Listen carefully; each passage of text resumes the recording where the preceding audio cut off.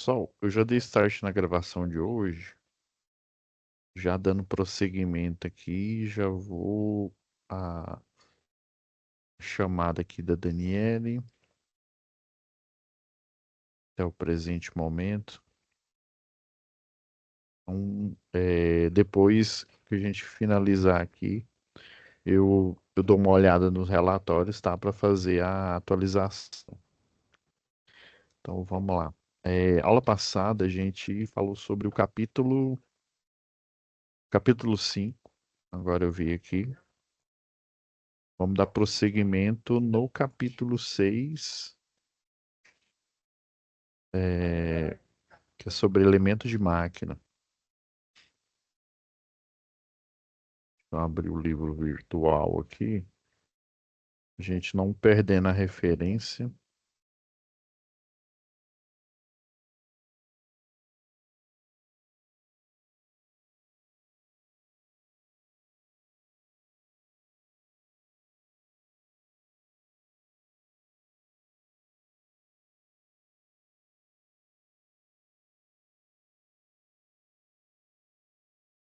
Ah, antes disso aqui, pessoal, vou passar aqui o vídeo do Senai, né, sobre as diretrizes do EAD, tá?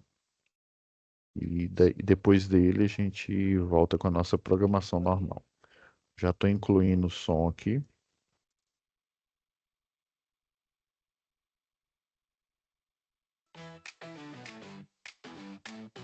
Como aproveitar melhor sua web aula via Teams? Participar de uma web aula é mais do que entrar na chamada, é estar presente, focado e respeitando o momento de aprender. Vamos às dicas? Escolha um lugar tranquilo, bem iluminado e sem barulhos. Isso ajuda você e toda a turma a manter o foco na aula. Entre na sala alguns minutos antes do horário. Assim você consegue testar a internet, o áudio e começar a aula com calma. Sempre que possível, mantenha a câmera ligada. Isso mostra envolvimento. Mas lembre-se, esteja com roupa apropriada, em um local adequado e cuide do que aparece ao fundo. Você está em um ambiente de aprendizagem. Quer falar? Use o chat ou a função levantar a mão. Respeitar o tempo de fala do outro ajuda todo mundo a participar melhor. Evite distrações durante a aula. Feche outras abas, guarde o celular e foque no conteúdo. Esse é o seu momento de aprender. Em caso de dúvidas sobre o conteúdo, fale com seu tutor ou tutora. Para dúvidas sobre acesso ou uso da plataforma, procure um monitor. Use o AVA, ele é o seu canal direto com a equipe. Você faz parte da aula e a gente está aqui para ajudar você a aproveitar o melhor dela.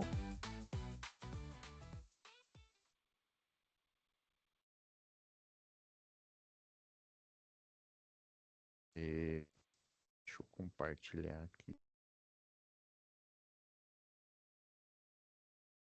Bom, pessoal, última aula, nós falamos sobre os tipos de manutenção, né, instrumentos e de medição. Hoje vamos falar sobre o capítulo 6, né, os tipos de problemas em sistemas mecânicos, né, os famosos elementos de máquina, estou vendo aqui. Então vamos ranquear, né, todos os problemas aí que podem ocorrer. Deixa eu só já abrir aqui a nossa apresentação aqui.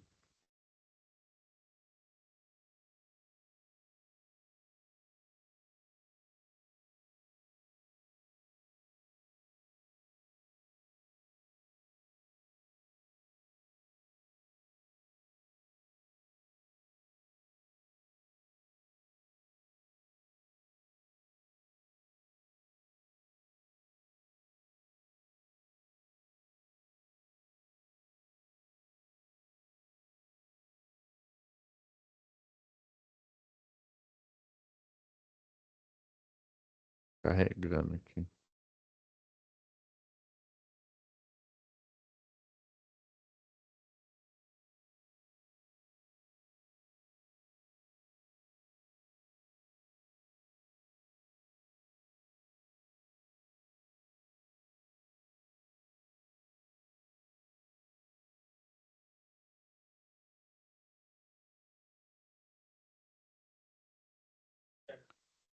Qual slide que a gente parou? No 80.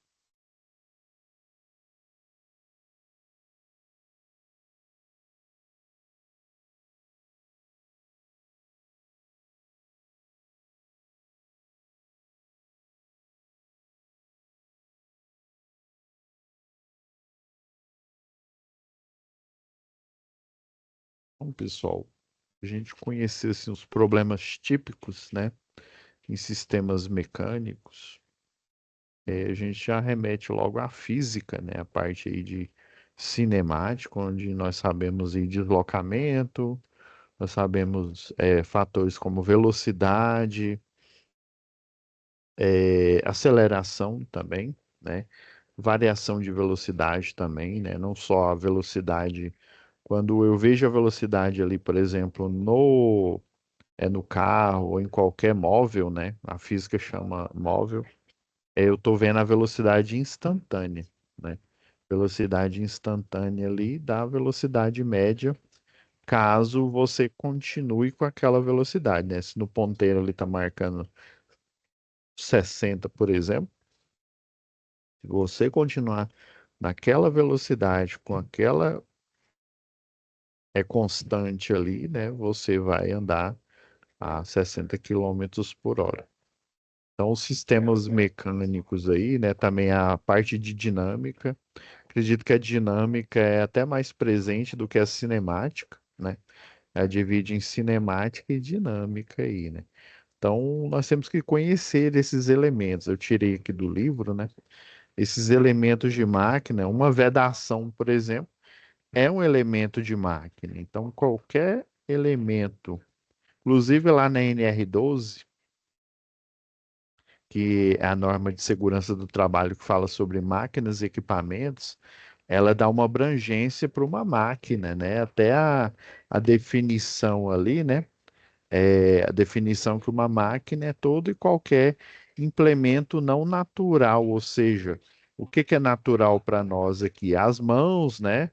Os olhos, né? As pernas aí para a gente se locomover, tudo que não é natural, ou seja, um pedaço de madeira, um facão, uma foice, qualquer coisa, é um elemento externo que não é natural, você utiliza ele para otimizar um trabalho, né? E vai direto na mecânica. A mecânica diz que o trabalho, né, ele é uma variação ali de potência ali, né? Na verdade é a potência, né? A potência é um trabalho que você realiza, né? Sobre um determinado tempo. E até o próprio trabalho, deixa eu escrever aqui, né? Que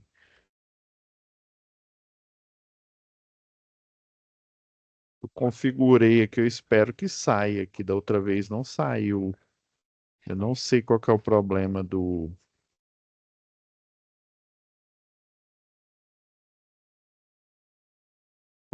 aqui do Teams. Muita coisa que a gente escreve aqui na aula ao vivo, né? Você vê na aula ao vivo, mas na hora da gravação eu não sei por que a renderização não sai. Então, o trabalho, né, segundo a mecânica, é a força que você aplica, né, a um objeto, ou de até um próprio objeto, né, uma máquina que é uma máquina de combustão interna, né, um motor aí de um carro, pelo deslocamento. E, inclusive, esse trabalho, né, esse trabalho pode ser motor ou ele pode ser resistente. A gente considerar uma máquina, né, o trabalho tem que ser motor. E daí esse trabalho, ele vira uma unidade de medida, né, que é definida como potência, né? A potência seria o trabalho desse implemento mecânico em um determinado tempo. Ou seja, máquinas em que num tempo menor realizam o mesmo trabalho, significa que ela tem maior potência aqui. E até na definição aqui, ó, do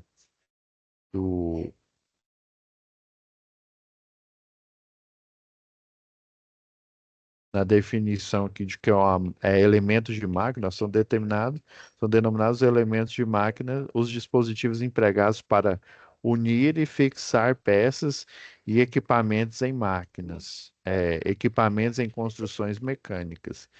Então, segundo, né, a mecânica, né, que estuda a cinemática, que é só as velocidades, né, os deslocamentos, e já na parte da dinâmica, né, que estuda as forças aplicadas, né, força de atrito, né, você só consegue ficar em pé ou uma máquina consegue resistir a algo porque ela tem atrito com o solo, por exemplo, ou atrito em relação a outra peça, né? Porque senão ela não realiza trabalho. Aí, juntando a definição de máquina, que eu até esqueci de colocar, né? É qualquer implemento, por exemplo. Então, um elemento de máquina, professor, seria, igual o senhor falou, um facão, ela é uma máquina, segundo a NR12, né?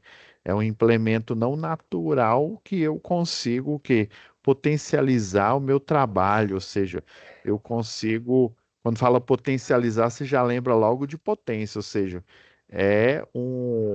esse trabalho aqui eu vou conseguir fazer em menos tempo, ou seja, eu vou ter mais potência. Se eu for fazer segundo a NR12, né, que é o anexo 5, né, para você fazer a poda de árvores, você utiliza uma máquina que é a motosserra, ou seja, a motosserra é bem melhor do que você cortar tudo no facão, que por sua vez é bem melhor do que você cortar tudo na mão, né, dependendo aí da árvore, do galho, e você não consegue fazer isso, né?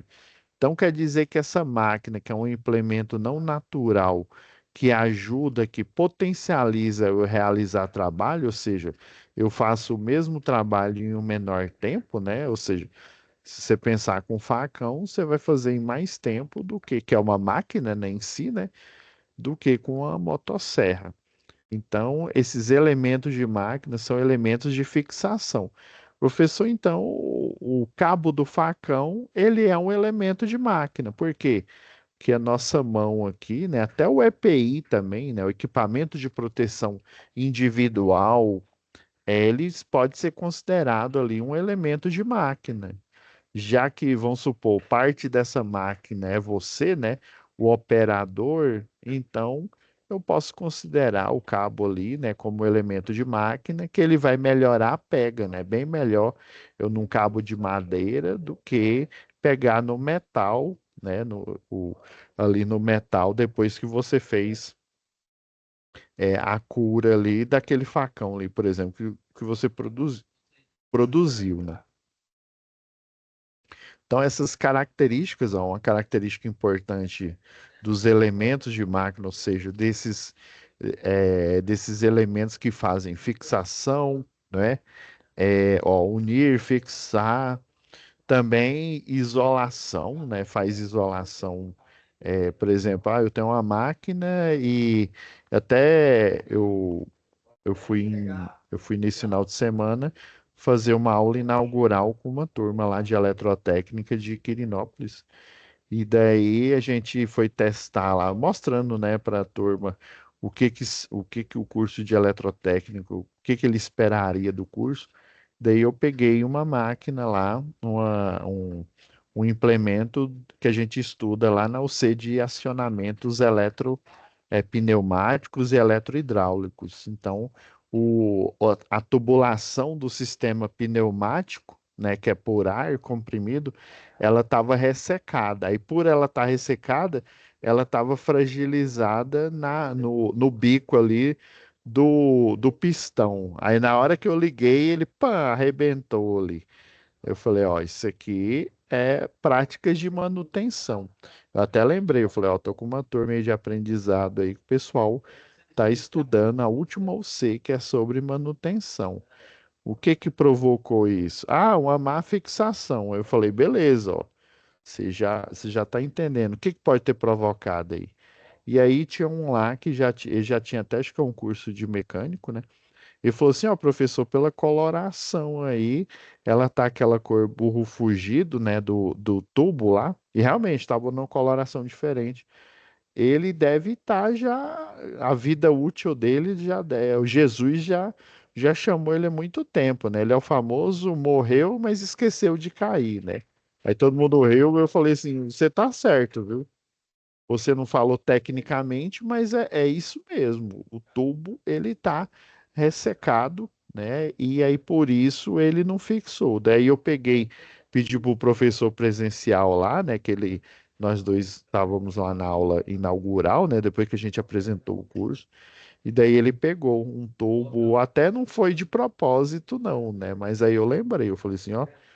Manutenção vocês vão ter, né? Se algum de vocês já fez aqui aprendizado, ou, né, se você no aprendizado ou não fez, você não vai escapar. Qualquer curso aqui, nós temos disciplinas, né, dentro do curso voltada única e exclusivamente à manutenção. Se são elementos mecânicos, é manutenção de elementos mecânicos. Se são elementos elétricos, é manutenção de elementos elétricos. Se é eletromecânico, né, ou seja, está tudo envolvido, então todo e qualquer sistema que você opera aí na indústria, você tem uma manutenção, igual a gente viu, né? Tem a manutenção por crise, acho que foi no capítulo 2 ou foi no capítulo. Não, foi capítulo 4. Então, né, nós temos os tipos de manutenção que pode ocorrer. Nós vimos que, dependendo, você manter uma equipe de manutenção 24 horas por dia é caro, mas compensa se for uma empresa grande, né?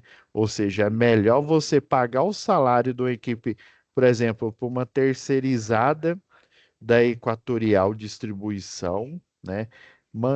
Compensa muito mais eu manter uma equipe, caso vocês não saibam aí, né?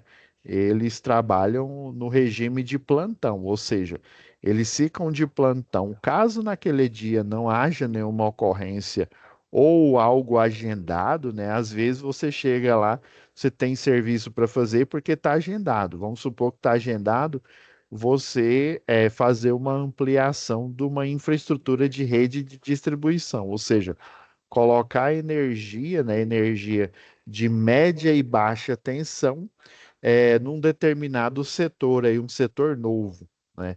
Então vai estar essa tarefa para você. Caso não tenha essa tarefa, você vai ficar ali à disposição. Você vai continuar ganhando seu salário, né?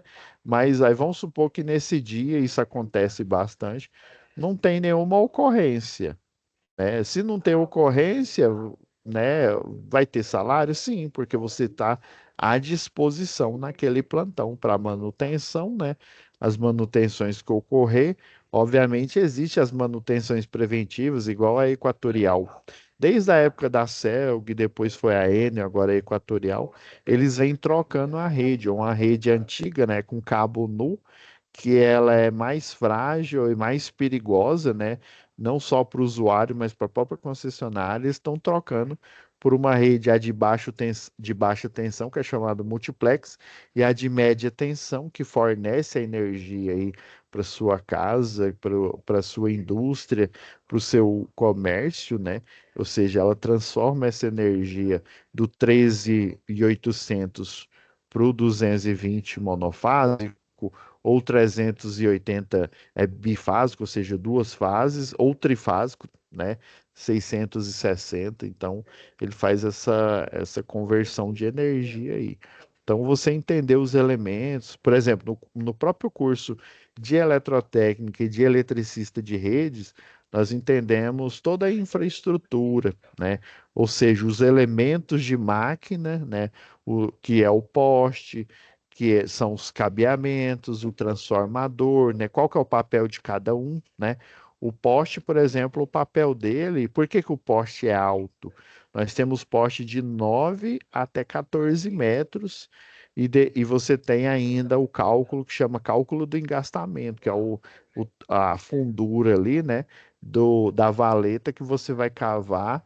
Se você cavar muito fundo, o poste fica muito baixo e não compensa. Se você cavar muito raso, ele não vai ter firmeza suficiente ali para se manter em pé. E o motivo dele ser alto é justamente ele ser mais alto que as pessoas ali. os BA1, né? O que é o BA1? É uma pessoa inadvertida, uma pessoa que, embora ela seja adulta, não tem o conhecimento que um eletricista, um eletrotécnico ou engenheiro tem, e, né, embora seja adulto e saiba que a energia é perigosa, né, ele não tem conhecimento aprofundado. Então, essas pessoas têm que ser protegidas, né? Até mesmo o cidadão ali, né? Eu não posso chamar de cidadão, né? O que faz o furto da infraestrutura, isso acontece demais, né? Roubo de cabo, roubo de transformador para pegar o cobre, furto de energia, né? Que é o famoso gatinho miau lá, né? Então eu tenho que proteger a todos dessa energia. Por isso que o poste é alto. A função dele é justamente ficar inalcançável para a pessoa normal, o BA1, né? Ele só é alcançável por BA4, que no caso é o eletricista, né? E esse eletricista também, para ele, além dele ter o conhecimento, ser o eletricista, ele tem que ter a anuência, né, mais conhecida como autorização da empresa, através de uma ordem de serviço. Ele não pode, ah, não, eu sou eletricista, eu vou mexer aqui com essa rede. Ah, você é eletricista, mas você é eletricista da concessionária de energia local? Não. Então, o que que você está fazendo aqui? Do mesmo jeito, o BA5, né, que é o eletrotécnico, e o engenheiro, né, eles têm conhecimento, mas se eles não tiverem a anuência, a autorização da empresa, também não adianta. Então a gente, né, entende esses elementos, a máquina em si, né, em toda essa infraestrutura, né, nos sistemas, no caso de vocês aqui, o sistema mecânico. Então, elementos, né, vamos pegar alguns elementos aí, né, e rapaz, um elemento que parece bobeira, já vou dar spoiler, vocês já estão vendo a imagem dele aí, né? Então, ó, são os parafusos, né? O parafuso, ele ajuda na fixação, né? Por exemplo, dependendo aí da situação, imagine como se diz, para resolver todo o problema em máquinas, o prego e um martelo fosse uma solução. O parafuso, ele é uma solução porque, na verdade, aqui ele é um plano inclinado. Por exemplo, você pegar essa caixa aqui, ó, e mover ela para esse local mais alto aqui, ó, eu vou realizar um trabalho.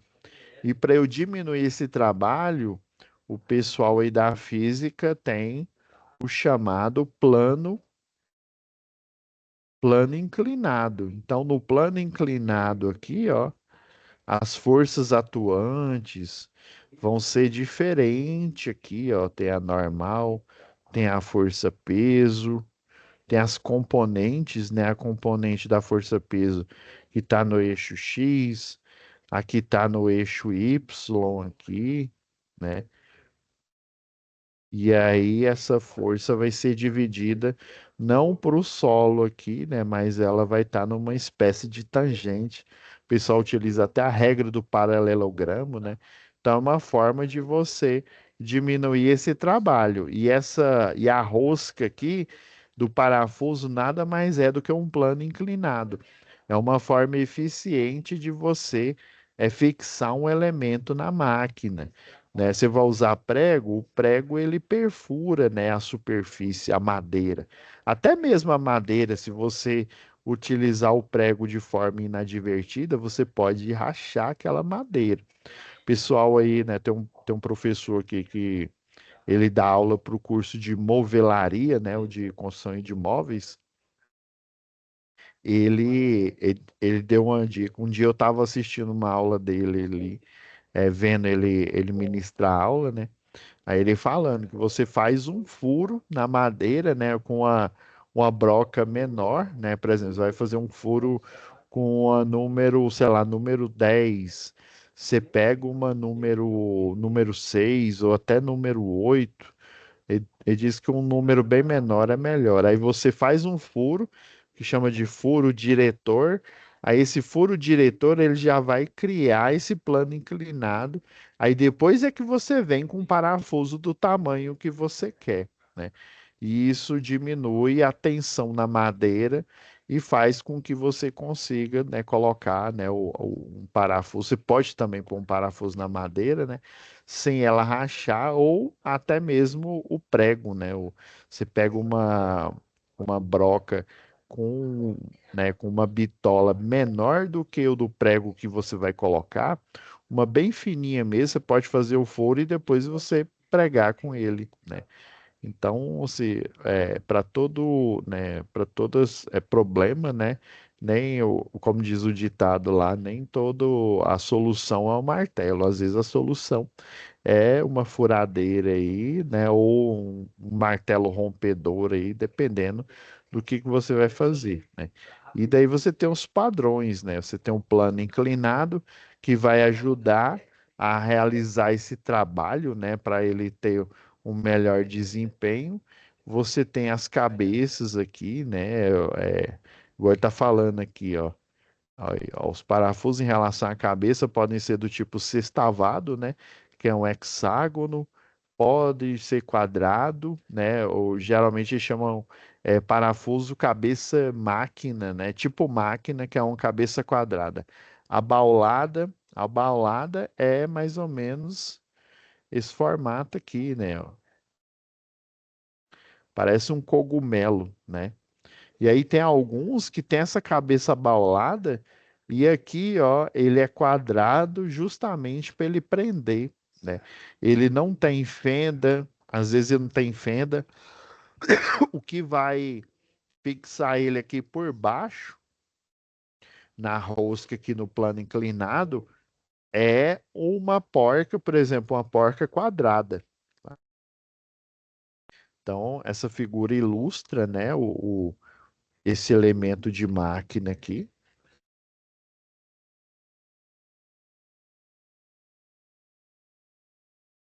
Aqui, ó, voltou. As porcas, né, justamente que a gente utiliza os dois conjuntos, né, o parafuso e a porca, para fixar, né, dependendo da estrutura, por exemplo, em aviões. Vocês sabiam que em aviões, no início, eles colocavam parafuso e porcas. Você sabia disso? Qual que é o problema disso? O avião a gente acha, por exemplo, igual o carro, né? A gente tá andando no carro, a gente não acha que o carro ele vibra, ele treme, né? Ele tem ali, por exemplo, às vezes o carro, você tá andando numa estrada, às vezes ele não faz nem muito, ele não treme muito porque ele tem um sistema ali de amortecimento, né? Se aquele eixo ali, se for tudo duro, e você às vezes não consegue nem viajar ali direito, né? Junto com o sistema de amortecimento, mas sempre tem porque tem uma vibração. E daí, máquinas, né, por exemplo, o avião, que é submetido a uma tensão, né, vamos dizer assim, um chacoalhar muito grande, né, uma vibração, né, muito grande. O ideal é você não utilizar porca, né, e parafuso. O ideal é você utilizar o ribite. O ribite nada mais é, né, do que como se fosse um prego, né? Só que geralmente quando você vai ribitar, dependendo aí do método, a chapa, você tem uma chapa aqui, né? Aí eu preciso juntar essa chapa com essa outra aqui, ó. Aí eu vou já ter furos pré-fixados aqui, ó. Que aí uma chapa, por exemplo, vai ficar por cima da outra aqui. Aí nesses furos, né, que esses fininhos aqui que eu desenhei aqui, em vez de você colocar uma porca com, né, com parafuso, né, você coloca um rebite e aí você vai aplicar, por exemplo, uma tensão aqui. Essa tensão ela vai aquecer como se fosse um ferro de passar, né? Esse furo geralmente ele é bem menor, né, do que o diâmetro aqui do rebite, né? E daí ele vai dilatar, né? Ela lembra lá de termologia, né? A dilatação superficial, ou seja, o furo ele tem né, um diâmetro X. Depois de dilatado, ele vai aumentar esse diâmetro. Você coloca o rebite e daí quando ele resfriar, ele vai ficar tão preso que vai parecer que ele foi construído, que ele foi usinado, né, numa peça só. Então, se a máquina ela sofre muitas vibrações e dependendo, não é vantagem você utilizar parafuso e porca. Mas se essas vibrações são aceitáveis, né? Ou seja, não é um avião que vai ficar exposto ao atrito do ar, né? A gente pensa que o ar é coisa boba, né? Ah, não, ar, ó, o fluxo de ar, ele segura um avião, né? Se não fosse o ar, o avião ele caía igual uma jaca madura no chão, né? Que é a famosa força de empuxo. Eu preciso de velocidade, eu preciso de uma asa, né? Com um desenho aqui característico, né? Por exemplo, o avião aqui, aí eu vou ter o perfil da asa aqui, ó. Geralmente o perfil da asa ele é abaulado aqui, ó. Justamente ela tem uma área que ela vai provocar uma força de sustentação e empuxo para cima, só que essa aeronave tem que estar com uma velocidade aqui bem alta para que essa força de empuxo, né, cause, por exemplo, que ela apareça, né, que ela seja efetiva, justamente por conta da velocidade. Se ele tiver normal aqui, ele não tem sustentação. Agora, se ele tiver em alta velocidade, as moléculas de ar que passam, né, o ar que passa aqui por baixo, ele vem na mesma velocidade do que o aqui por cima. Como aqui por baixo da asa é uma distância menor do que em cima, ela vai aumentar a velocidade aqui.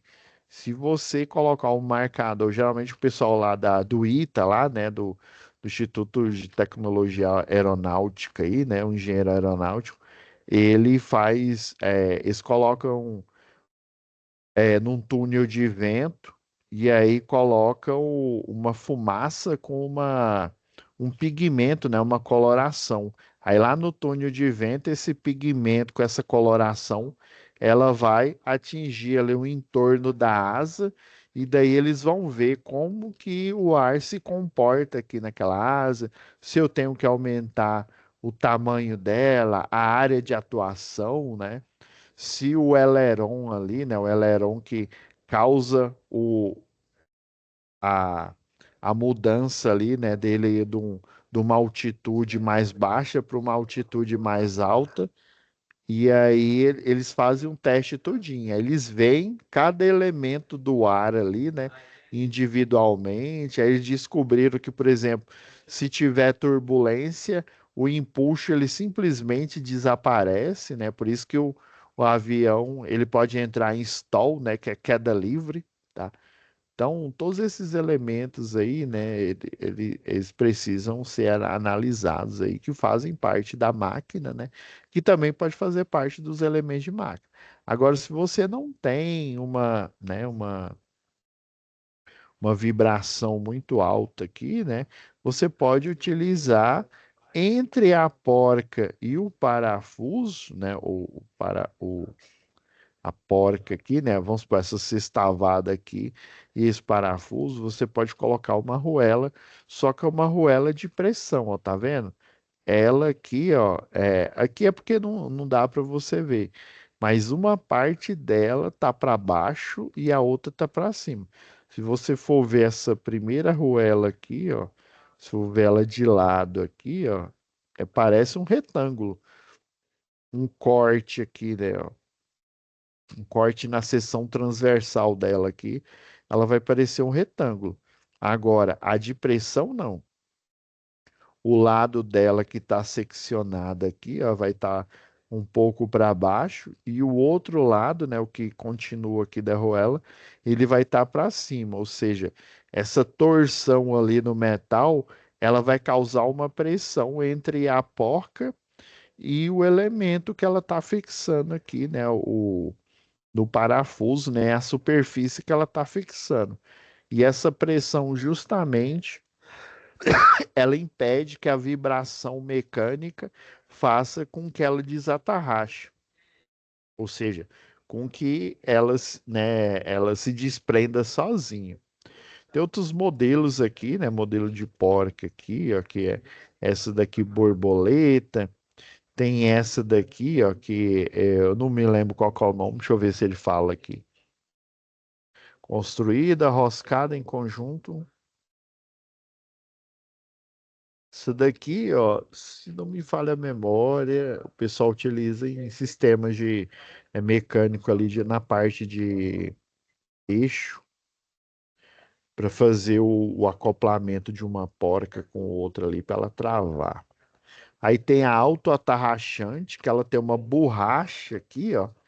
Ela tem uma borracha por dentro aqui que ajuda além do plano inclinado aqui, nessa borracha ajuda ele a travar ali, né, o elemento, até mesmo para as vibrações, né? Ela também, assim como a arruela de pressão, ela ajuda também para diminuir o efeito da vibração em um sistema mecânico. Outros elementos aqui, ó, elemento de fixação, né, tipo anel elástico aqui.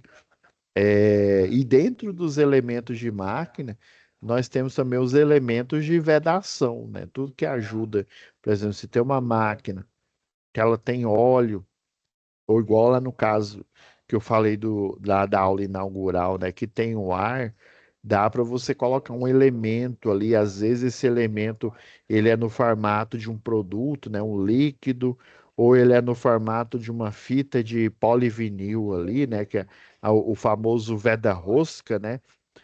Ou uma presilha ali para prender, pode ser, né? Esse anel de fixação aqui, ó, ele tem essas travas aqui, ó, igual está falando aqui, ó, com travas impedindo o deslocamento axial. Esse deslocamento axial é no eixo, tá? Você tem um eixo aqui, um determinado eixo aqui da máquina, né? Eu vou pôr esse pontilhado aqui, simboliza o meio dele, né? E aí esse elemento aqui, esse anel aqui, que pode estar interno, pode estar externo aqui, ó, ele vai se prender aqui, ó.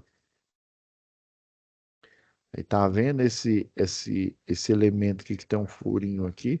Você pode utilizar ele justamente para você diminuir a distância aqui do anel e fixar ele.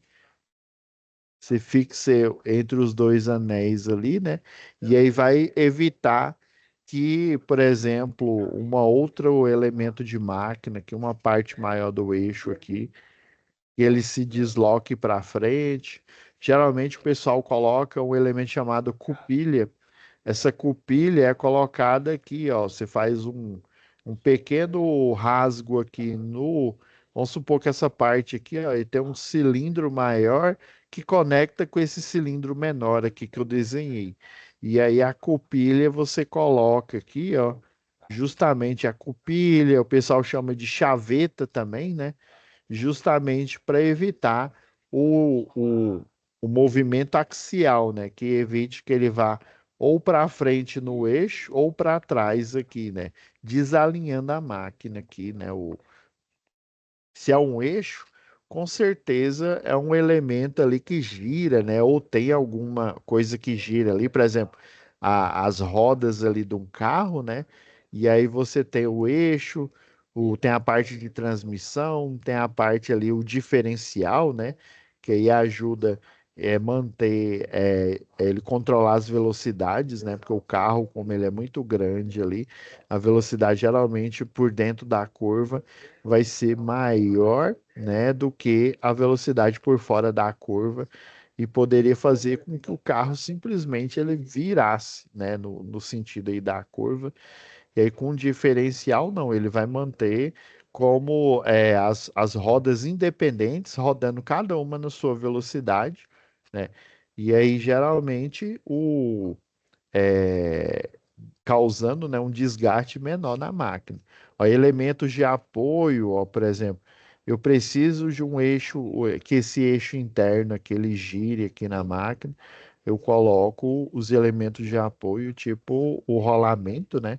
Tem o rolamento com a esfera, né? O elemento esfera aqui, ó, ele vai literalmente fazer com que o eixo externo e o eixo interno aqui, né? Eles girem, né? Tem esse também, ó, com rolamento tipo rolo mesmo, são cilindros ali, né?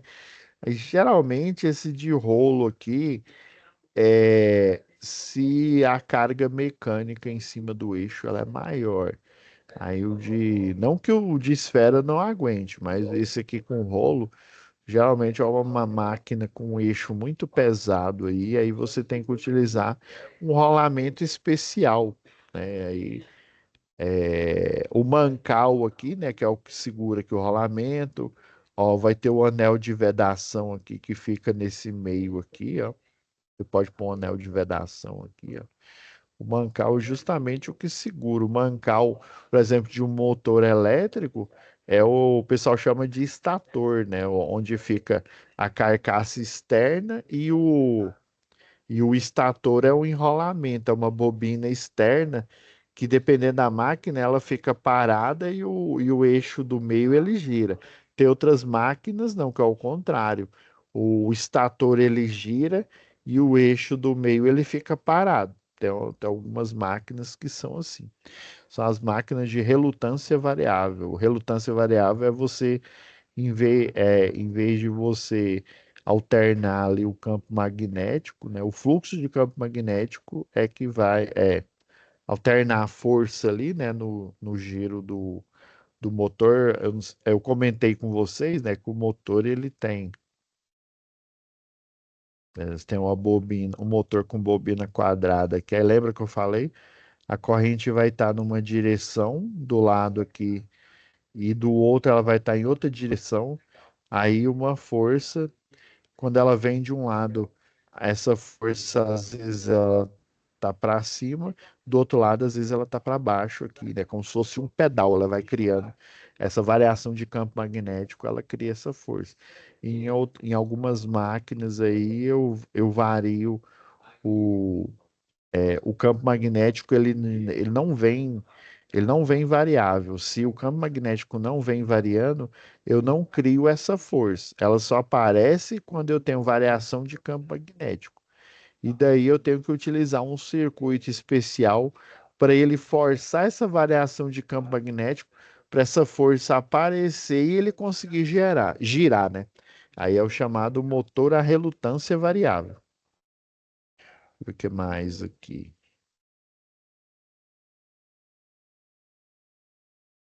Ó, elemento de transmissão de movimento, né? Por exemplo, aqui a engrenagem, né? A engrenagem tem os dentes aqui que justamente vão criar o movimento. A chaveta aqui que eu mostrei aqui, ó. A chaveta, ó, ela vai ficar nesse buraco aqui que o pessoal do desenho técnico chama de rasgo, né? Justamente para ela travar esse eixo e ele não ficar patinando, não ficar girando ali. Porque se ele não tiver travado, só o eixo roda e a engrenagem não roda. E o objetivo é essa engrenagem girar, né, rodar, né, junto com o eixo, né? Porque aí ela vai se acoplar ou a outra engrenagem e transmitir aqui o movimento, né? Ela vai se acoplar a outro dente aqui de outra engrenagem aqui, ou então uma correia. Você pode colocar uma correia, o pessoal chama de correia dentada, né? Essa correia dentada, ela tem justamente os dentinhos aqui. Esses dentes entram aqui na engrenagem e aí eles fazem o movimento, né? Ele faz a transmissão de movimento. Então, esses elementos de transmissão, eles precisam, né, de esse elemento que é a chaveta ou a cupilha, né? O pessoal chama de cupilha também. Geralmente é lá em rede de distribuição tem, mas ambos têm a mesma função, que é travar elementos de máquina. Caso que a chaveta trava elementos que ficam em movimento, né, girando, A cupilha, ela só fixa os elementos para evitar com que eles caiam lá de cima do poste. Ó, elementos de acoplamento, né? Ó, o acoplamento pode ser definido com elementos de transmissão de máquina, né? Então, essa aqui é uma transmissão, né? Tá vendo? Ó? Essa, igual lembra aquela porca que eu mostrei para vocês aí, ó? Pode ser um elemento de transmissão aqui para conectar, ó. Conectar o giro desse motor aqui, né? Com a turbina em si, a turbina da bomba d'água aqui, né? Aí na hora que tem o acoplamento, é igual lá no carro, né? Quando a gente põe no neutro, esse o lado da bomba aqui, né, que está mostrando, e o lado do motor, eles estão separados, né? Aí o lado do motor ali, ele está girando, o lado da bomba d'água, ele vai estar parado, e aí na hora que eu faço o acoplamento, os dois dentes, eles vão se unir e vão se interligar aqui, ó, com o chamado elemento elástico aqui, ó, que é com essa engrenagem. Aí eu vou ter transmissão de movimento. Aí seria o equivalente a eu passar a marcha, né? Se eu quero sair da inércia ali, geralmente a gente, num carro normal, a gente coloca na primeira marcha. Se for uma caminhonete, principalmente aí uma caminhonete a diesel, já pôr na segunda marcha já é o suficiente, você já consegue sair, porque dependendo, você pôr na primeira marcha e você tiver um pé muito pesado, né? Você não tiver um controle ali, um costume, você pode acelerar de uma vez e arrebentar o que tiver na frente. Tá? Aí, por exemplo, igual um erro que sempre acontece aí, que provoca, infelizmente, acidente, o pessoal vai sair no carro e esquece que deixou a primeira marcha acoplado. Aí na hora que liga ali, vai de uma vez ali, aí dá aquele golpe ali. Inclusive pode estragar ali o elemento de acoplamento, né, desse veículo aí. Elementos de vedação, lembra que eu falei, ó? Ó, juntamente com os elementos que eu mostrei agora há pouco aqui, ó, esse de fixação na verdade, esse anel interno, ele ajuda não só a fixar, mas também a vedar, tá? Tem alguns elementos de fixação que eles também são de vedação. E nesse caso aqui, ele é de vedação, ó. Isso daqui, ó, pode ser de uma flange com outra. Lembra lá o que que é a flange? Você tem um tubo aqui, né? E aí você tem a flange aqui que você vai utilizar para acoplar, né? Aí aqui tem o diâmetro interno aqui desse tubo, aí eu quero unir com esse outro tubo aqui, ó.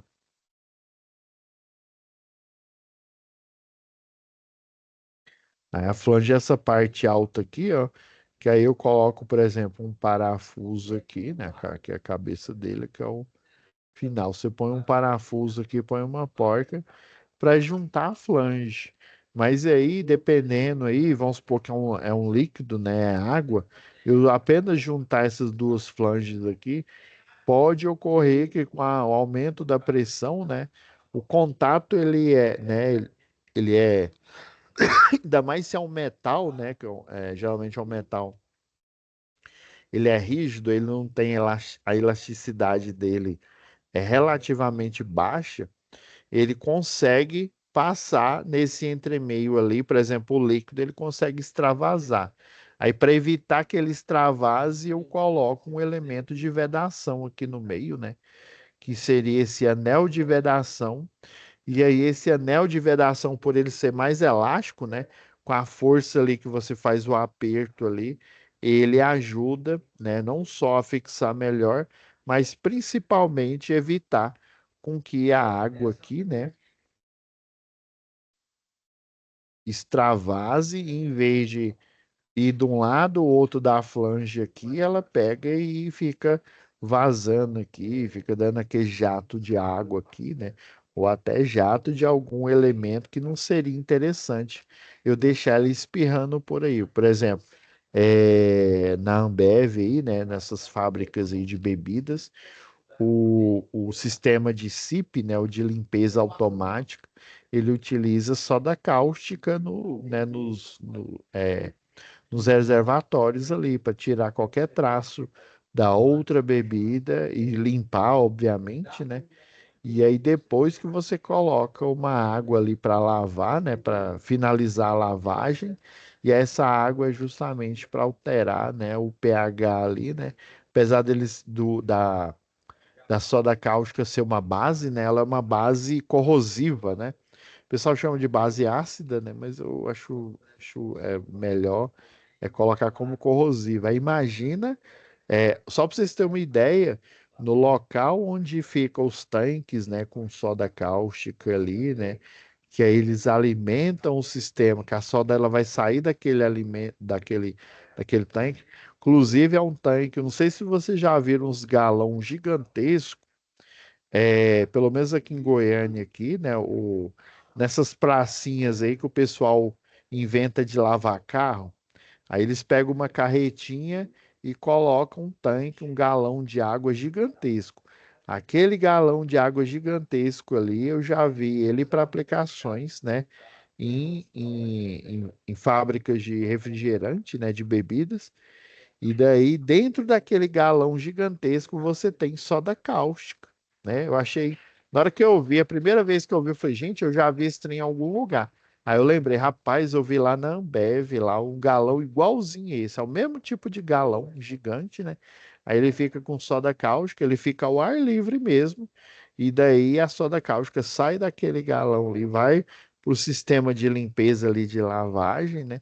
E aí depois, obviamente, você não vai querer colocar, por exemplo, eu invasei, sei lá, um refrigerante de limão e agora eu preciso invasar um refrigerante aí de, sei lá, de laranja, né? E aí esse processo de limpeza ele tira os resíduos do de limão ali, né? Mas aí você não vai querer colocar refrigerante, né, de qualquer sabor ali junto com soda cáustica, né? Lembrando que a água potencializa o princípio de corrosão, né? O ativo de corrosão da soda cáustica. Ela faz piorar, né? Aí o que que o pessoal faz? Coloca um líquido lá que ele anula a base corrosiva, né? A base ácida ali da soda cáustica e ele neutralizando vai ficar próprio para o uso, né? Aí depois que eles fazem a produção, junta, cria ali o refrigerante no sabor, né? Que no caso é o da laranja, e coloca junto o ácido carbônico para fazer o gás ali. Aí que vai para esse, depois que ele ter sido lavado e dele ter sido neutralizado, né? Aí que o refrigerante vai para aquele armazenamento e ele vai ficar disponível para o invase, né? Para o processo lá, você colocar o refrigerante ou nas garrafas PET ou garrafa, né? Dependendo aí do tipo de material, né? De vidro e por aí vai. Então, ó, um outro problema que isso aqui, ó, até então eu falei o que pode dar problema no, né, no, os elementos de vedação que existem, né? E dentro desses elementos de vedação que existem, os problemas que podem aparecer, né? Nesses conjuntos aí, nos elementos de vedação, tá? Então, aqui, já outro aspecto aí que pode aparecer aqui são as variações, né, nas medições mecânicas aqui, ó. Até inclusive, eu não sei se é nesse aqui que mostra, eu acho que é no próximo slide aqui, que ele vai mostrar até um site que a gente pode acessar aí, né, para você saber mais informações, né? Ó, é, é importante, ó, na hora de você usinar a peça, na hora de você fazer as medidas, né, é importante você fazer com precisão. Por isso que a gente utiliza o paquímetro, né? Utiliza, né, também o paquímetro eletrônico. Por isso que a gente, nas primeiras UCs aí, principalmente né, aqui nesse curso e também lá no curso de mecânica, né, ou eletromecânica, é importante eles estarem com nível de precisão absurdo, porque variações ali, por exemplo, uma variação maior numa chapa, lembra que eu falei a chapa, né, naquele furo que você vai fazer na chapa A com a chapa B, né, por exemplo, uma fica sobreposta à outra ali. Aí lembra que eu falei, você aplica uma tensão, essa tensão ali ela vai provocar o efeito Joule, né, vai provocar uma corrente, né, que o pessoal no transformador chama de corrente parasita, né, mas no caso para você é necessária essa corrente, porque ele vai aquecer, vai haver a dilatação superficial e você coloca ali, né, igual eu falei anteriormente, coloca ali o elemento ali, né, o elemento de travamento ali, o rebite.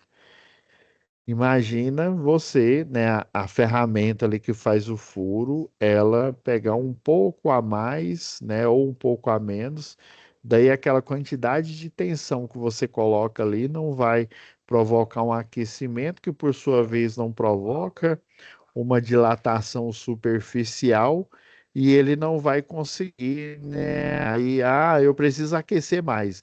Mas se eu aquecer mais, em vez de eu dilatar, eu posso começar a derreter aquele material. Ou pior, né? Esse derretimento ele provoca uma formatação, ó, uma deformação não elástica e aí ele não vai voltar, porque quando eu aqueço ali justamente para ele aumentar a dilatação superficial, colocar o rebite e depois ele resfria, né? E diminuindo e se eu não tiver uma precisão até na ferramenta de perfuração ali, né? O que que vai acontecer? Eu não, eu vou deformar essa peça, ou eu vou, né, eu não vou conseguir. Ele vai literalmente fazer um furo ali sem a deformação, e aí depois que ele volta da dilatação, ele vai ficar justo ali, mas aí a peça, qualquer movimento ali, ela se desprende uma da outra, né? O que provocaria um colapso naquela máquina, né? Então é importante a ferramenta estar aferida ali e a gente ter a precisão aí, né? O micrômetro, e tem o nonânio também, né? Que aumenta ali a precisão, assim, quase que a nível, não a nível atômico, né? Mas um nível de precisão ali muito alto que é necessário. Esses processos, por isso que eles são padronizados e eles têm que ser exatos. Deixa eu ver o que mais aqui, ó. Ó, tipo de problemas, né, em sistema mecânico. Ó. Desgaste e folgas em sistema rotativo, ou seja, desgastou aqui, ó, esse disco aqui, junto com o eixo, e aí o que que vai acontecer? Ele vai ficar em falso ali, né? E também nem a cupilha, né, a chaveta que você coloca aqui, não vai ser suficiente, ó, desgastou demais, né? Então ele vai ficar em falso mesmo com o elemento de travamento aqui, né? Eu achei, achei que o laser estava indo aí. É, va- vazamentos, né? Eu peguei esse frame lá do livro de vocês. Isso aqui é um velho conhecido, até para nós aqui. Eu lembro que sempre minha mãe pedia, né? Quando eu cheguei numa idade maior aí. Ajuda aí. Eu trocava o bujão de gás e eu colocava sabão, né? Ou então a gente joga água ali, né? Com detergente. Aí se tiver bolha, quer dizer que ele tá vazando. Inclusive, por exemplo, o butano ali, né? Você põe butano, é o GLP, né? Gás liquefeito propano. E eu sei que um desses dois, eu não me lembro qual, acho que eles colocam um desses elementos, porque se você colocar só o gás puro ali, ele não tem cheiro, não tem odor. E ele não ter cheiro, não, né? Por exemplo, o cheiro é justamente um sistema de segurança. Aí você, ó, tô sentindo o cheiro. Eu não tô escutando ele vazar, porque tá vazando a uma pressão muito baixa ali, mas ele tá vazando. Não estou escutando, né? Não estou conseguindo visualizar. O cheiro vai ajudar, né? Opa, tá fedendo gás aqui. Vamos ver o que está acontecendo nesse vazamento aí. Então, Existem técnicas aí que a gente pode aplicar, né? Técnicas simples aí, né? Igual colocar o sabão ali, né? Colocar um detergente, para você ver aquela bolha ali saindo, né? Se ela tá saindo, o elemento de vedação, e geralmente nesse botijão aqui, ó, você tem na parte interna aqui, né? Entre a rosca aqui, ó, do bico, né? Você vai ter. Geralmente ele é liso aqui, ó. Ele tem uma rosca aqui, ó. Ixi, o desenho tá se corrigindo aqui, ó. E tem uma rosca bem aqui, ó. Aí ele tem a rosca interna dele aqui, tem a rosca externa, né, do elemento aqui, e ele vai ter uma borracha que essa borracha fica bem no final, porque na hora que você termina de atarrachar na rosca aqui, ó, sobra um espacinho pequeno e o gás ele viaja ali pelo plano inclinado ali, ele pode sair. E aí tem um anel de borracha, um anel de vedação que fica bem embaixo aqui. Na hora que você olha na parte interna do buraco aqui, ó, se ele não tiver um anel preto de borracha aqui, você pode saber que esse gás aí ele vai vazar. É assim, não só esse sistema que a gente utiliza, né, usualmente aí em casa, mas em sistemas aí, né, de oxacetileno, o princípio geralmente é o mesmo, tá? Por exemplo, não sei se vocês sabem, aí, o gás que a gente coloca, o gás de cozinha, ele é diferente do gás que a gente utiliza em outros sistemas. É o que que aconteceu uma vez, o cidadão pegou, né? Ele pegou o gás, né? Um gás diferente, não pegou o GLP, né? Um gás diferente e colocou, alimentou um bujão de GLP. Aí esse gás que ele alimentou, por não ser o GLP, ele era ele era mais resistente à pressão. E aí não aguentou a pressão do botijão normal, né? Tinha que ser aqueles cilindros, né? Que aquele cilindro ele tem uma, né? Ele é mais resistente do que o botijão de gás normal. Aí o que que aconteceu? Ele encheu daquele gás e foi colocar, né? Acoplou lá, fez tem um kit aí que o pessoal utiliza, né? Eu lembro que eu já vi um time meu utilizar, né, a caminhonete lá, a diesel, aí ele transforma ela, que o pessoal chama de gazeira, né? E aí esse cidadão, né, no caso não foi da minha família, ele pegou e colocou esse gás diferente no botijão daquele de 13 quilos, né, que chamam, né?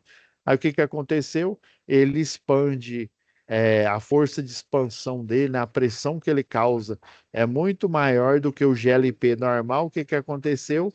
Em pleno uso lá, ele estava andando no carro, ele literalmente explodiu, né? Arrebentou o carro todinho, causou um acidente. Eu não me lembro, eu lembro que eu vi isso aí no jornal. Eu não me lembro se teve vítima, mas o trem foi feio. Ele abriu um rombo naquele carro. Deixa eu ver o que mais aqui. Tá acabando aqui. Hoje é até mais tranquilo. Ah, um outro problema que acontece em bombas, né? É a famosa cavitação. Inclusive, essa cavitação, ela gera um ruído característico, né? Esse ruído característico, você tem um aparelho que o pessoal da manutenção, né?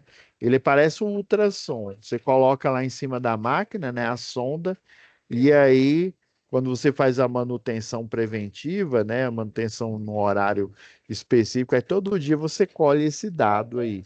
Aí, na hora que aparece, ó, o aparelho já é preparado para ele perceber aquela vibração que só a cavitação faz. Aí, no caso, aí lembra, acho que eu até comentei com vocês, né? Tem um produto daquela empresa Traction, né? Que aí você deixa um sensor ali em cima da máquina, aquele sensor vai colhendo em tempo real, é melhor, né? Porque aí para o problema, para você detectar o problema, tem que ir no turno da pessoa que está fazendo ali a manutenção, né? Aí já esse da Traction, não, ele vai ficar ali em cima da máquina e na hora que ele perceber, ele já avisa, já manda uma mensagem, fala, ó, trocar a turbina a pá aqui, porque aí, ó,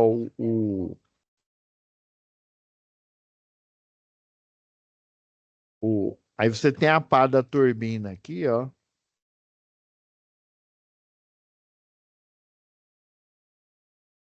Tem algumas turbinas que ela tem essa pá, a pá aqui, ela é helicoide. É igual de avião aqui, ó. Você já viu em avião? Ele tem várias pazinhas assim, ó, uma atrás da outra aqui, né? E aí o ar, ele vem aqui, né, em alta velocidade aqui na hora que tem a explosão, né? Eu chamo de turbojato, né? E aí ele vai girar essa turbina ali. Tem algumas que são desse jeito aqui. Mas basicamente esse borbulhamento aqui, esse vapor aqui, ó, ele vai provocar microexplosões aqui na, na área ali da pá da turbina, e aí ele vai provocar fadiga no material. Essa fadiga, literalmente, ela vai corroendo. Ela tira a tinta de proteção, aí como essa turbina, por exemplo, é uma turbina de uma bomba de recalque para um sistema de tratamento de água, né, de esgoto, né, uma bomba de recalque para abastecimento de água. Aí ela já está fragilizada porque ela está perdendo literalmente material. Essas bolhas aqui, elas ficam explodindo o tempo inteiro ali, que o pessoal chama de turbulência, né? Isso é natural, isso acontece naturalmente, tá? Então, é aquela história, né? A pá da turbina, ela já tem, como, vamos dizer assim, data para ela falhar e você tem que trocar. Não é? É igual na energia elétrica, você tem a energia que eles chamam de potência reativa. Essa potência reativa ela é necessária, viu? Não é, eu não posso tirar ela totalmente, porque se eu tirar essa energia reativa, né, esse consumo, melhor dizendo, né, se eu tirar ele totalmente, eu não vou ter campo eletromagnético variável. Se eu não tenho campo eletromagnético variável, eu não tenho fluxo ordenado de elétrons na hora que você fecha o circuito, né, na hora que você liga a sua lâmpada ou que você liga seu equipamento. Então, tem coisas aí, né, em sistema mecânico, no caso aqui da cavitação, que ela vai acontecer, é igual o Thanos lá, né, é inevitável, do mesmo jeito é inevitável aqui a cavitação, ela vai ocorrer em algum momento ali.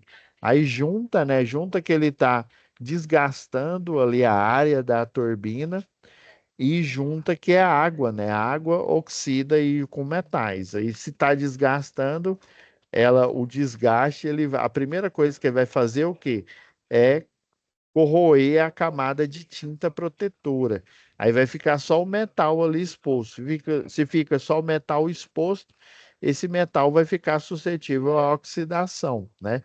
Aí, dependendo, você pode utilizar uma turbina aí, né, especial ali, né, um aço carbono, né, aí o aço carbono, né, se ainda mais se for um aço inoxidável, né, já ajuda, mas dependendo, ele pode ser muito caro, né, e pouco viável aí, mas de qualquer jeito a cavitação ela ocorre, né? O desgaste ele vai ocorrer por cavitação, né? Mas não vai ocorrer por oxidação, né? No caso, se for de aço carbono. E aqui está falando, ó, que a cavitação, ó, provoca graves erosões, né? Literalmente, ele corrói, ele come ali, ó, as partes internas dos equipamentos onde ela ocorre, né? Inclusive, essa borbulha aqui que está aqui, né? Ela, né, onde eu tiver a turbulência, na maior parte é na pá da turbina mesmo, né? Mas também pode ser também no tubo interno aqui, né? Pode ocorrer o problema da cavitação, mas ele é mais detectado na turbina mesmo. Olha, mostra os danos provocados aqui, ó, por cavitação nessa figura aqui, ó, em obturador de válvula de controle. Essa válvula de controle é a válvula que ela aumenta, né, para ela aumentar a pressão, né, o jato, ela fecha mais ali o orifício, né, de injetor, e aí ele joga mais água. Mas quando você fecha, você aumenta, lembra lá que a pressão é força por área, né? A pressão é força por área. Você fecha o obturador ali, né, da válvula de controle ali, se aumenta a força e se aumenta a pressão, diminuindo a área, né? Diminuindo a área, aumentando, diminuindo a área ali, você diminui a força, mas você vai aumentar a pressão.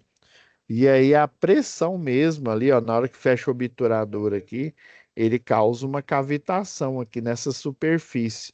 Na superfície de onde a água, por exemplo, ela vem aqui com pressão aqui, ó. Aí aqui é bem menor aqui, ó. Você tem um obturador aqui, ó. E aí na hora que a água sai em pressão aqui, ó, ela entra em turbulência, ela provoca essas bolhas semelhantes a essa bolha que está mostrando aqui, ó. Aqui onde está falando bolhas a vapor, né? E aí essas bolhazinhas, elas vão fazendo a cavitação e aí, né, com o tempo ela vai se desgastando até ela literalmente quebrar mesmo aqui, rasgar ali, igual tá mostrando na imagem.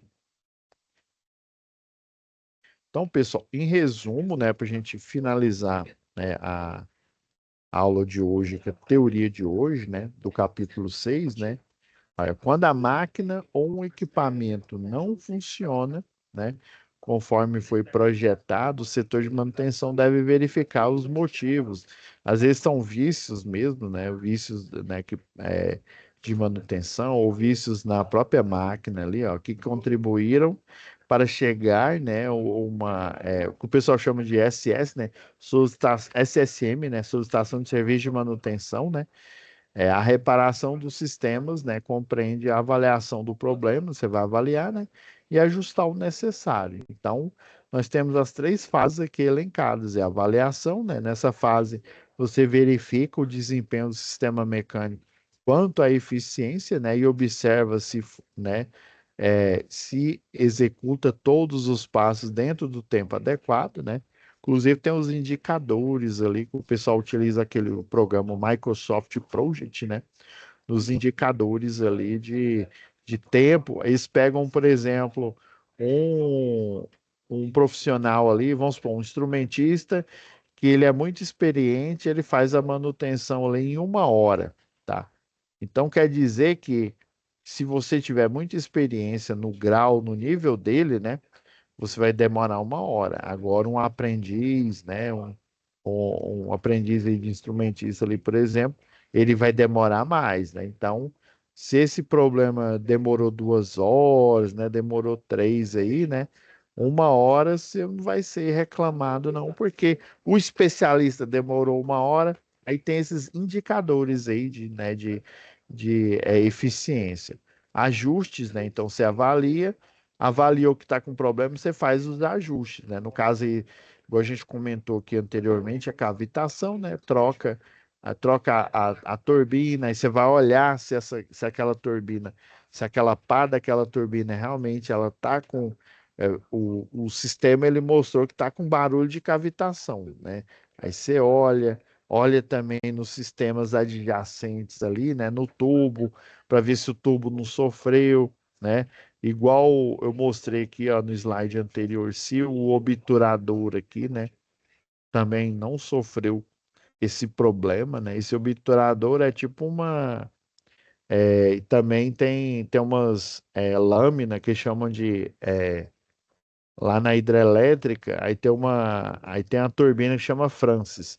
Aí ela tem uma lâmina, uma tecnologia que chama X-Blade.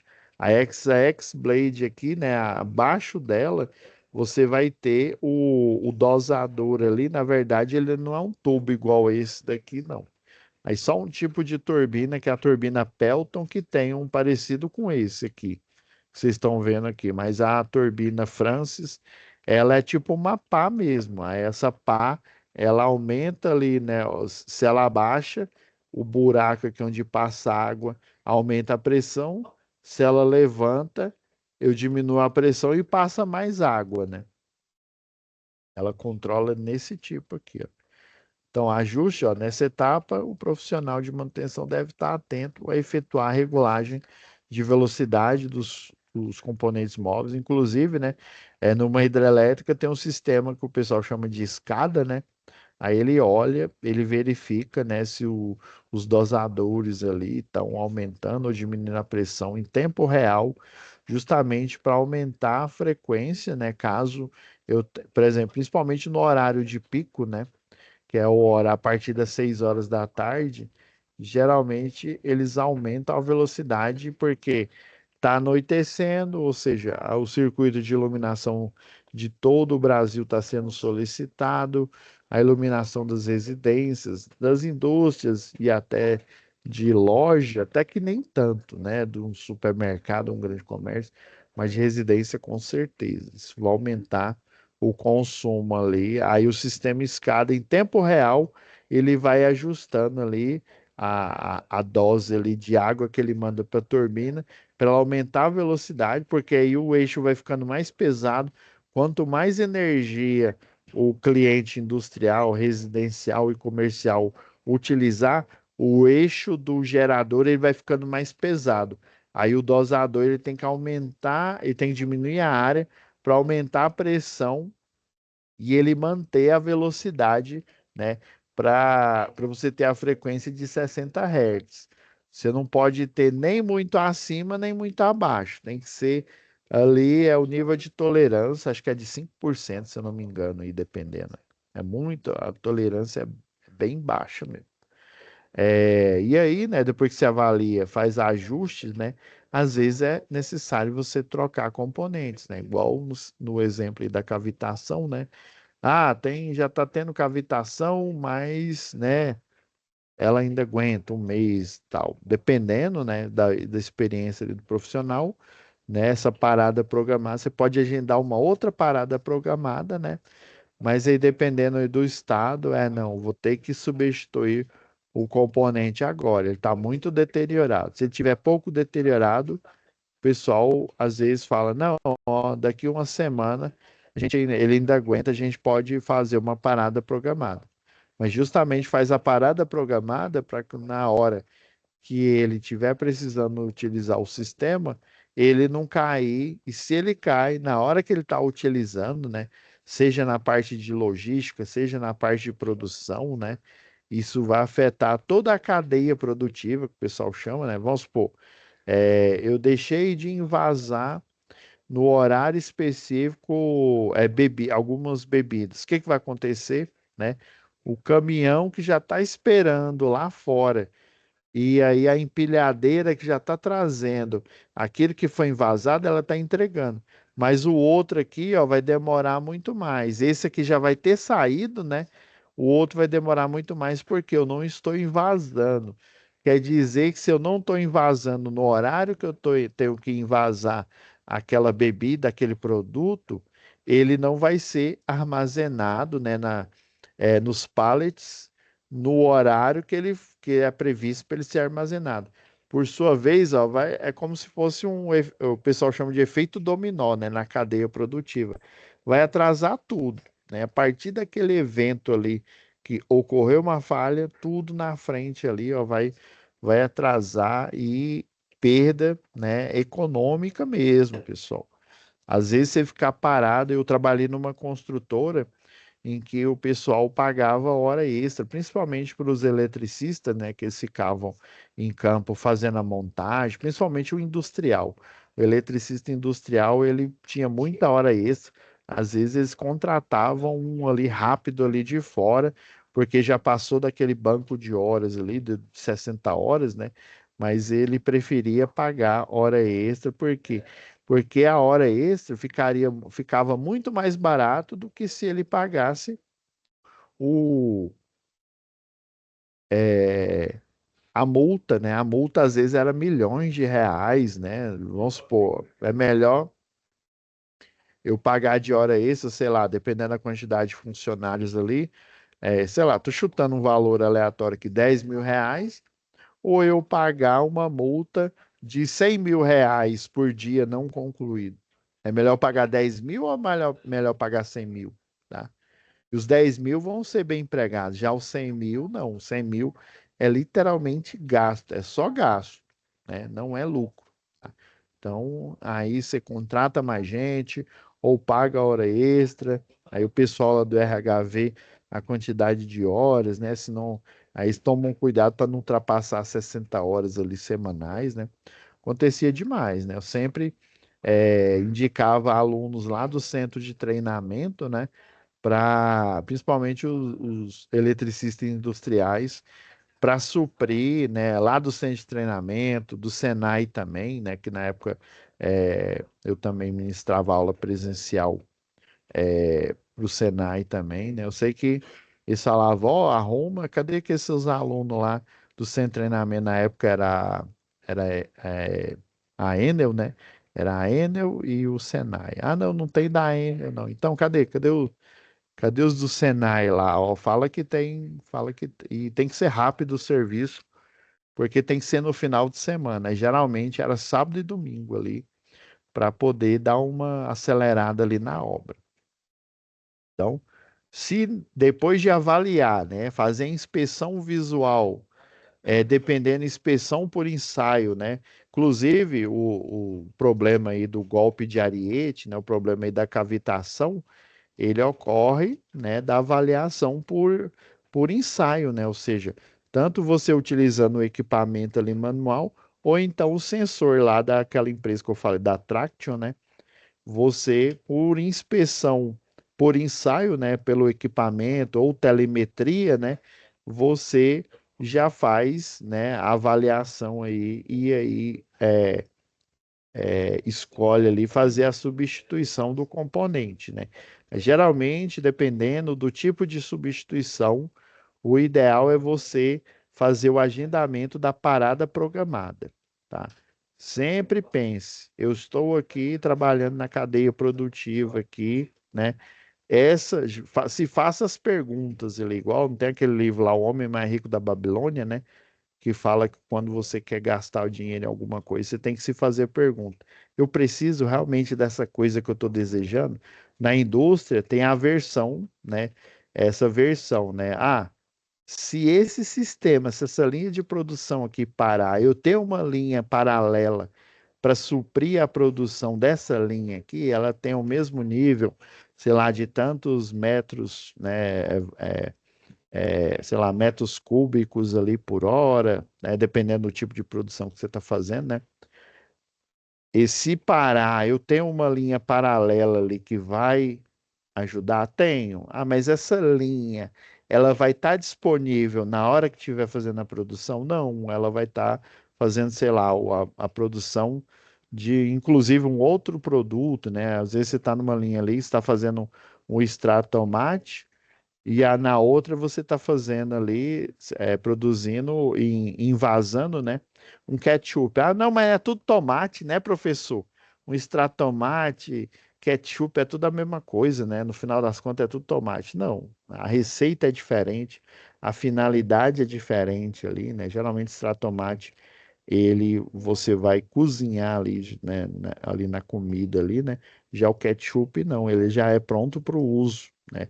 Você vai utilizar ali, né, para temperar ali sei lá, um sanduíche, por exemplo. Então, é totalmente diferente. Ah, não, então se ele parar vai dar ruim, aí é a hora que, não, então quando que vai estar livre essa linha aqui para eu fazer a chamada parada programada? Ah, não, tal hora. Sei lá, sábado às 15 horas. Então, às 15 horas vamos fazer uma parada programada para trocar a turbina aqui, né? Que está acontecendo golpe de ariete, está acontecendo cavitação, né? A flange aqui, ela está com um problema aqui na isolação, né? Não é possível parar agora, né? Mas é aquela história, né? Se ainda ele aguenta funcionar, beleza, mas se não aguenta, você vai ter que parar, né? Que é o que a gente viu lá no capítulo 4, que eu chamei de manutenção por crise, né? Aconteceu o problema, você vai ter que ir lá e resolve ele na hora. Mas é bom você fazer o agendamento, né? Ou seja, a parada programada para você fazer essas manutenções aí. E aí a sensação do usuário, né? A sensação da indústria, a sensação dos chefes é que às vezes, né? Ah, não, esse povo não trabalha. Não é que ele não trabalha, mas a manutenção é tão bem alinhada que parece que o pessoal da manutenção não está fazendo nada. Não, ela está sendo feita ali nos bastidores, né? No momento ali que não vai atrapalhar a produção. Foi isso que eu senti na época aí que eu era estagiário de uma empresa aí. Eu falei, Eletricista não faz nada, não faz, mas eles fazem no horário, né? Por exemplo, em shopping center, pessoal de, sei lá, precisa modificar, fazer uma obra numa loja ali, né? Precisa colocar algum sistema. Eles fazem geralmente é na madrugada, justamente para não atrapalhar as vendas ali, né? Até questão de estética mesmo, né? Às vezes, não, você chega no shopping ali, aí você vê tudo quebrado, aquele pessoal ali, né? Saco de cimento, aquele trem, aquela sujeira, aquele negócio, você não vai querer, né? Ainda mais é um local que você paga caro estacionamento, paga caro os usuários e os donos da loja ali paga caro para ter aquela loja ali, né? Então vai fazer num horário em que não causa esse transtorno, né, visual ali. Vai fazer geralmente na madrugada, tá? Então é isso, pessoal. Hoje foi mais rápida aqui a aula. Tem alguma dúvida aí, Daniele?